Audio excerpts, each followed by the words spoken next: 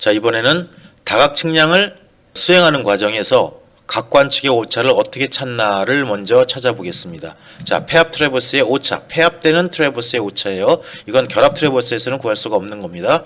자, 맨 먼저 우리가 내각을 관측하는 경우, 즉 요것들이 다 내각이죠. 교각법에 의해서 구하는 내각입니다. 이 내각을 관측했을 때 각 도형마다 내각의 합이 다 틀려요. 삼각형인 경우는 삼각형의 내각의 합은 180도예요. 그쵸? 사각형의 내각의 합은 180도가 아니라 360도입니다. 오각형의 내각의 합은 540도예요. 그럼 17각형의 내각의 합은 얼마일까요? 몰라요. 그럴 때 이 식을 씁니다. 자, 요 180도 곱하기 n-2가 n각형의 내각 구하는 합이에요. 그럼 여기 이 알파는 뭘까요? 알파에 꺾음가로가 붙어 있는데 이 꺾음가로는 알파를 모두 더했다는 얘기고, 즉 여기서는 알파 1과 알파 2, 3, 4, 5 모두를 더한 값이란 얘기예요. 그럼 오각형의 그 실제 관측 값들 가서 우리가 이거를 재우고 이거를 재우고 이거 재우고 해서 그걸 모두 싸그리 깡그리 더한 게 바로 요 값이에요. 꺾음가로의 알파. 그럼 요건 뭐예요? 오각형이라고 하면 여기다 5를 집어넣으면 되죠. 그럼 여기 540이 나오는데 이게 바로 수학적인, 즉 이론적인 오각형에서는 이게 꼭 나와야 되는 값이에요. 그러면 관측값과 실제로 나와야 되는 값이 일치를 안 하죠. 이게 바로 오차입니다. 그래서 트래버스의 내각 관측에서 오차는 모든 각을 더한 다음에 180도에서 n-2를 곱해준 거를 빼주면 그 차이가 나오고 이게 바로 오차가 되는 거죠. 자, 이번에 외곽을 관측하는 경우를 한번 살펴봐요. 자, 이게 이 점의 외곽이고요. 요것도 외곽. 이렇게 해서 모든 외곽을 관측해서 요거를 더한 게 요겁니다. 요 알파의 꺾음가로. 그러면 180n 플러스 2는 뭘까요? 벌써 눈치가 빨라요. 자, n-2를 넣은 수식은 내각의 합을 구하는 거였고, 요 n 플러스 2를 한 거는 외곽의 합을 구하는 겁니다. 그쵸? 그래서 각각의 외곽의 합을 구하는 식, 요거에다가, 즉 이건 이론적인 값이고, 자, 요거는 관측한 값이고, 관측한 값과 이론적인 값의 차이가 오차고, 이렇게 해서 외곽의 오차를 찾아냅니다. 그럼 이번엔 편각을 관측한 경우, 모든 각의 편각을 다 더하면 다각형에서 이거는 360도가 됩니다. 우리 간단하게 정사각형의 편각을 한번 구해볼까요? 정사각형. 이게 만약에 이쪽이 정사각형 한 변이라면 이게 90도가 되겠죠. 이게 모두 몇 개예요? 4개. 그래서 정사각형의 편각의 합은 360도가 되는데, 이건 비단 정사각형뿐만 아니라 모든 도형의 편각의 합은 360도가 됩니다.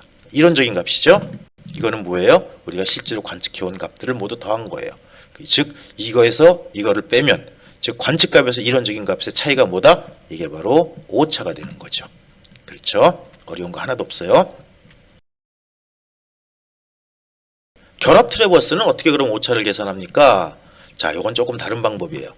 자, 먼저 그림부터 살펴봐요. 지금 여기 모두 안쪽이라고 표현해 놨어요. 그리고 이거는 한쪽만 안쪽, 그리고 요거는 모두 바깥쪽이라고 표현해 놨습니다. 이게 뭔 소리래? 자, 진북을 기준으로 이쪽을 우리가 안쪽이라고 하고 이쪽과 이쪽을 바깥쪽이라고 하면, 지금 우리 각 관측하는 이 값들은 전부 안쪽으로 쏠려 있습니다. 자, 이건 어떤 경우예요? 자, 이쪽이 안쪽이니까 하나만 안쪽이고 나머지 하나는 바깥쪽에 있어요. 반대로 이쪽은 요건 안쪽에 있지만 나머지 하나는 바깥쪽에 있어요. 즉 한쪽만 안쪽에 들어온 경우예요. 그리고 요거는 이쪽이 안쪽이라고 했는데 두 개가 다 바깥쪽에 위치하고 있죠. 요거에 따라서 식이 달라져요. 요 그림 어려운 거 하나도 없습니다. 자, 팔을 나란히 앞으로 두 개를 쭉 뻗어서 제일 위에 모두 안쪽은 어떻게 내 몸쪽으로 팔이 꺾어진 거, 그쵸? 그 다음에 한쪽만 한쪽은 한쪽 방향으로 튼 거, 양손을 평행하게. 그 다음에 모두 바깥쪽은 손을 바깥으로 벌린 거예요. 그 상태에서 한번 일단 중요한 노테이션을 먼저 볼까요? 요 오메가라고 표현한 거는 여기에 방위각입니다. 그 다음에 여기 오메가 B라고 표현한 것 역시 요 직선의 방위각이에요. 그쵸? 자, 그 다음에 요것도 요 오메가 A가 요이의 방위각이죠. 그 다음에 이것도 오메가 B도 역시 방위각들을 표현한 겁니다. 자, 그럼 식을 한번 볼게요. 자, 일단 마이너스 3에 주의할 필요가 있습니다. 그 다음에 모두 안쪽인 경우에요. 안쪽에 들어가서 제일 작았나 봐요.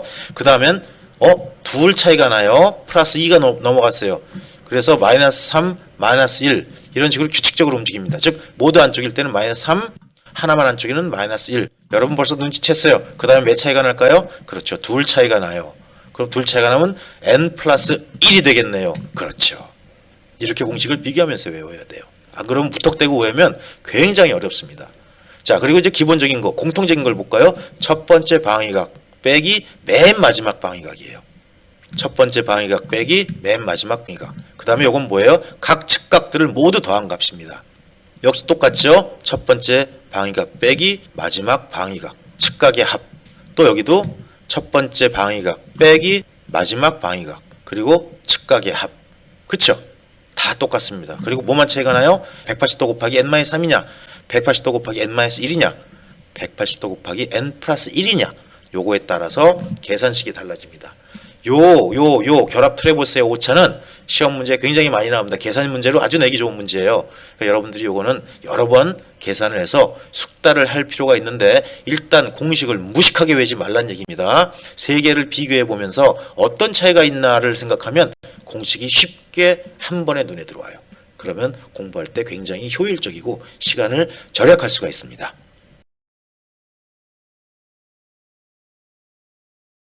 자, 그러면 이제 각 관측의 허용 오차를 한번 따져보죠. 어느 정도까지는 오차가 있어도 좋다라는 게 허용 오차라 그랬어요. 자, 허용 오차. 그 허용 오차의 한도부터 먼저 따져보겠습니다.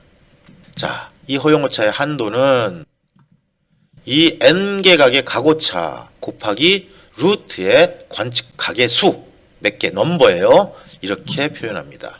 즉, 허용 오차는 몇 개 관측을 했느냐에다가 루트를 씌워주고 그 다음에 n개 각의 각오차를 곱해준 값 거기다 플러스 마이너스 취해주면 허용 오차가 돼요. 왜? 오차라는 건 플러스 방향으로도 생길 수 있고 마이너스 방향으로도 생길 수가 있으니까요.